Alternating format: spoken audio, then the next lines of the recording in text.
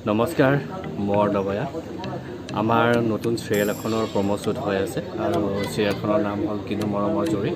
আৰু ইয়াত আমাক মেকআপ কৰিছে দীপিকা গতিকে দীপিকাই খুব ধুনীয়া মেকআপ কৰে আৰু